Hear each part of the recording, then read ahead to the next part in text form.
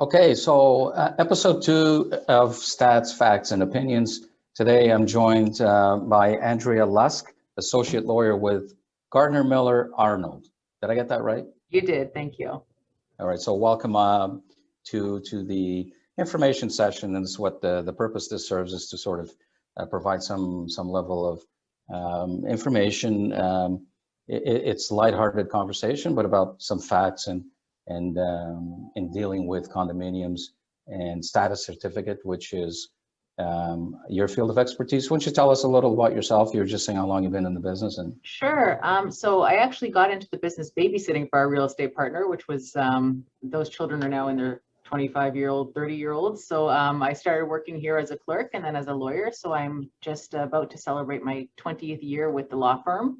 I've been a lawyer for 14 years going on, working here. And so we practice all sorts of law. We specialize in condominium law. So we act for, on the real estate side, purchasers, sellers, occasionally builders. We sue builders for our condo clients. We act for condo boards, condo owners, and then we just do general litigation. We have a pretty vibrant real estate practice for all sorts of types of properties. And a little bit of estates and wills. So we're sort of that type of a law firm. Yeah, and I've been working with some of your agents on condo purchases and status certificates and the pre-reviews and the timing of that. And so it's been a pleasure. Well, they rave about you and your level of service and expertise. So thanks for that. And thanks for joining us again today. So I'll share some general facts, if not stats. The condo market was proclaimed to be heading into a sort of crash, and it showed resiliency and it rebounded. Even in spite of having more content, we have more listings, also more sales. The price is slightly up over Q4 of 2020 over Q4 of 2019, and it seems healthy again, and actually picking up some steam. I guess that shows some confidence in the economy. So I wanted to ask you, and if you can, what are some of the fears or concerns that your average first-time buyer may encounter with, so the condition goes in, status certificate condition. Tell us a little about the whole process, the experience, and some of the fears that you are faced with. So I think the first-time home buyer is usually worried about how much money they're going to spend beyond what the ticket price is on their agreement of purchase and sale. Most average prices in the GTA are over 500,000. They are over that above threshold for land transfer tax, and a lot of people don't understand how much land transfer tax they're going to pay. Of course, they're paying municipally and federally if they're buying, or provincially if they're buying in Toronto. And if they're first-time home buyers, they'll get that rebate, so that's nice. That's something nice you can tell them about, but it's those added costs that I don't think first-time homebuyers get. And with condos, a lot of them are concerned about maintenance fees increasing, about what they'll be allowed to do, because condos are, their own little microcosms and their own little municipalities sometimes, with different rules and different ways of living. You can swing your arm as far as your neighbor's face type thing. So I think it's a money thing for first-time home buyers with condos. But the thing that we try to give an individualized approach, like I know your agents do, and you sort of look at whether it's a new build, whether it's established, and they all have their various types of issues. So I think that's when you're in your conditional offer phase, and my task is to review a status certificate, but I'm usually reviewing so much more.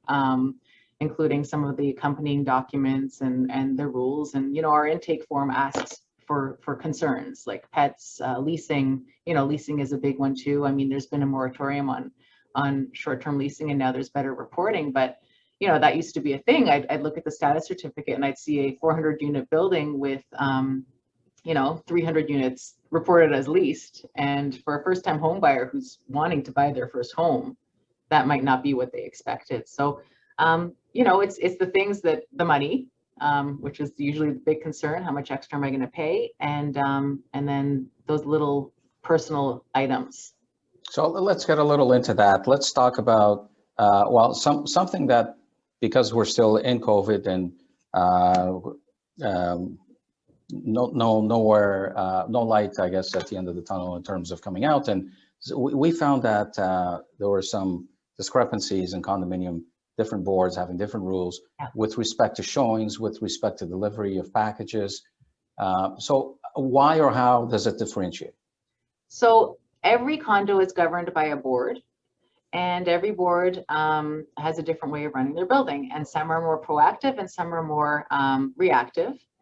Some will rely on their lawyers to tell them what to do, and some will sort of, go with the flow of their building and their residents, and looking at demographics and things like that too. So I remember at the beginning of the pandemic, just, seeing policies about delivery and mask wearing and things like that. And the problem is that everybody was staying in their units and the condos were posting the policies, at the concierge desk or in the elevator. So nobody would know about these policies. So, their deliveries are getting rejected and their visitors are getting turned away. And I think now, a year later from that point, there's a lot more better practice. At the beginning, it was sort of a Wild West. But what we tell condos, and we present on these types of things to condo manager associations and to directors, is to use common sense and to follow what the Toronto, not Toronto, but your municipal public health is recommending, because the condo is considered the occupier of those lands. So from a health and safety perspective, they have to make sure that at least the common elements are safe. And like right now, in the stage that we're in right now, there's certain work that can be done, like if you ordered or if you had a plumbing permit or something like that on a condo unit before last year, you can still get that work done. So it really is sort of a case-by-case basis. The overarching thing there is that the condos do have to protect the safety of their residents and the land. They have to have policies and enforce those policies. So we've seen now that those policies are enforceable, but it's taken a year to sort of get a clear answer on that. I don't know if I'm oversimplifying when I ask you this, but can one building, say downtown, say, yes, we can allow showings, and the other board on the building next door say, absolutely not, no showings? Yeah, so I mean, if the government says showings are allowed, then, that's usually what people are looking to. One can say yes, and one can say no, because it's their common elements and they are the, the gatekeepers of who gets in the building. But, it's of benefit for a property to continue to move during the market. It's of benefit for, prices to continue to go up in this market. Yeah. Well, we did experience that. We had discrepancies where some boards were saying no, and the owner was saying, well, I have to sell it. I just lost my tenant. Yeah. I want to sell it because it's a financial burden on me. So it's good to know that there are differences, but again, it comes down to the board. About we get into a very common theme, so first time buyer, often they're pets. Is there like a pet rule that goes across the board, or is it again board? So there's no pet rule that goes across the board. The hierarchy of how condos work is you've got your Condominium Act, which is sort of the really general framework, and then you've got your declaration, which is like your constitution. It's almost 80 to 90% of unit owners to change, and then your bylaws, rules, etc. So if your declaration allows pets, you can have pets. If the declaration says no pets, which some condo buildings do have, no pets in their declaration, no pets. The exception is, of course, if it's a service animal or accommodation or something like that. And, we also ask on our intake form whether you have pets, because that's what we're looking for. And have in the last minute had a pet declared a service dog to get the person to move in with their pet. Or an accommodation, a service animal. So you have to look at the declaration, and some do and some don't. And then some rules will still go down and break down weight limits, length of dog, height of dog, types of dogs, things like that. Very specific. Yeah. Let me ask you that. I don't know if it's this may be a bit of a curveball. Does the Condominium Act outweigh the RTA, Residential Tenancies Act? The reason I ask, pets and tenants, tenant can bring out a pet without declaring it to the landlord. if this happens in a condo, that has no. It does. Yeah, there's case law on that point. So if it's a no dog building, it's a no dog building. The declaration will trump that change. I remember seeing it come through, that change that, you know, you can't prohibit pets. If it's a no pet building, it's a no pet building, except for accommodation aspects. Good. Well, good to know. So a typical, so you, like you said, you work with realtors from our brokerage and others, I'm sure. A conditional offer comes in 10 days on acquisition of the status. Typically, how long do you have to look at it? And just quickly go over the things you're looking for primarily. So sometimes your lovely brokers will email me on a weekend and say that there's deals going in on offers being accepted 6 p.m. tomorrow or today or whatever. And in that case, I'll give it the light touch because, you know, it's important to know what's in there. And thankfully, a lot of times it really is, you know, no issues raised. But the standard, what I ask for is 3 business days. I haven't really seen much more than that. I've never seen like 5 business days for the review, for the waiver of the status condition. I think 2 to 4 business days is probably what I see in that condition. Good. Let me, you're a lawyer, so I'm going to ask you this question. Because of the pressures now, we spoke early in the session, we're talking about the activity now, how, you know, sales have ramped up a little bit, and now there are pressures on the buyer agent and the buyers to go in firm without a status certificate. Yeah. Do you have any opinions on that?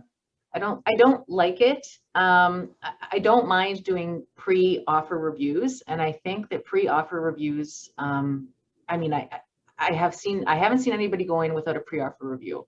It's a big investment, and there are some things that you occasionally see, like, you know, Ki-Tech, litigation that's not minor. You know, the unit being in arrears, special assessments, like, it's just such an uncertain climate that I would at least do a pre-offer review. And I think that listing agents are you know, are getting the status certificate just preemptively and allowing that to happen. In some cases, yes, in some cases.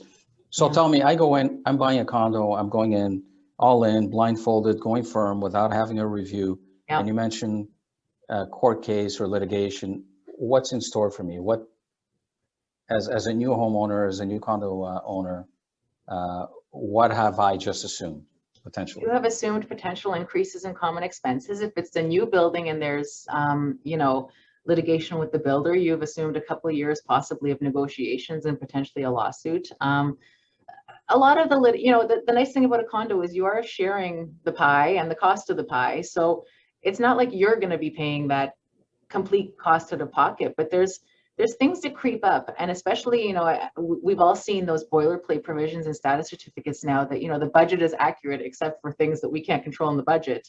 And now is that time of things we can't control in the budget. Now is that time of like extra cleaning costs. There are some lower costs, but insurance increases exponentially. And if you don't review it and you basically accept it, then you can't challenge any type of increases to the common expenses. Yeah, it's good. And a nice little segue into the insurance. Insurance typically has, or the condominium corp has insurance. Does that insurance cover my television, my sofa, my furniture? No. So you will be looking at the declaration for what's included and excluded, but insurance, condo insurance will in almost all cases exclude contents and improvements. So, you know, and what I tell people, even in the status phase, because the next phase is then getting the insurance, is you should look at the condo's declaration for what you must have, for what's recommended, and then see if there's a chargeback provision, because with insurance changes now, some deductibles are going up to $25,000. You know, they used to be $5,000-$10,000 for a leak or a flood.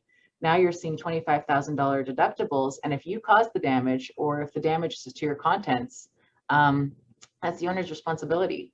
So get insurance on the insurance, or insurance get insurance on the insurance. Yeah. So get deductible insurance from your content and the liability provider. Facts, stats, and opinions. Oh, would it be fair to say, if you're going in speak to your realtor, speak to somebody like yourself, a lawyer who's an expert in this field, and get some of the facts, get some of the stats going in advance. If this market's a little crazy, it's a supply and demand right now. It's a little tilted towards the seller side. Yeah. It was a little more balanced, and we trust that at some point this year it's going to be rebalanced. But if you're looking at it, do your homework, have a conversation. Do you do consults with first-time buyers? Yeah. In advance? Yeah. Okay. Any opinions on anything else that you would say to a first-time buyer or somebody going in for the first time, and say, hey, always do what? Always check the status. Always, consult with people when you have questions. Don't be scared. There are no stupid questions in this market. Nobody really knows what's going on. There are some givens, and you will end up paying more than the purchase price. If it's a new build, cap your adjustments, because you are going to have to pay for those out of pocket. But yeah, just go into things as an educated risk. The market's risky. Buying your first home is risky, but try and be as educated as you can about it. Yeah, absolutely. Great advice. And on the new builds, capping the adjustments or the connection fees and whatever the case may be. That's a very, very wise recommendation. Andrea, I'm going to thank you. I mean, we're limited for time. Yeah. We may have gone over the time, and it's so difficult to go over the RT, not the RT, the status certificate and details of that in such a brief amount of time. But advice, consult somebody like yourself. You're available. Speak to your realtor, and make sure you get it right before you go in blindfolded. And just get the facts and get the stats before you commit and sign a dotted line. Exactly. Good. Well, thanks again, and we'll see everybody next Monday. Thanks.